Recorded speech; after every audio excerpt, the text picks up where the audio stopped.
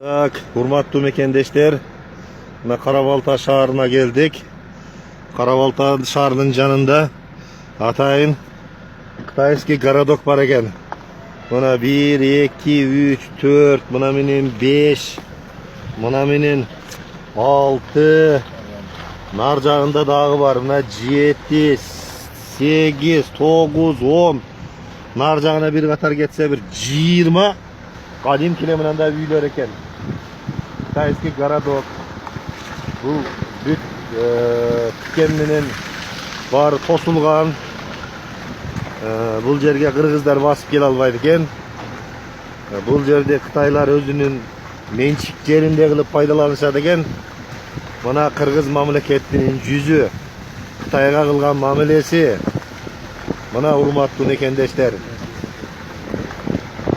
Караңыздар, мына машина менен айдап, бул канча гектар жер экенин пока белгисиз. Биздин билбейби аны? Билбейбиз. Машина менен башынан аяка жете албай атабыз. Мына ватандын көрүп. Мына шаарда кыргыздын элдерине 1 метр жер таппай алганга акчалары жок, кыйналып жүрөт. Бул жерде кытайлар гектарлап жерди алыптыр, гектарлап. Мына Кытайдын бизге кылган кыянаттыгы биздин чоңдордун. Билип койгула туугандар, мына биздин чоңдор эмнени карап отурат.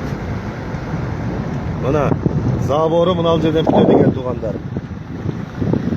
Эми андан ары кетет эми, мына карап койгула. Мына жерде атайын шлагбаун экен. Ал жерге кыргыздар кире албайт, только кытайлар.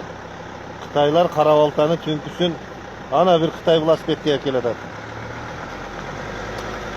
Мына туугандар.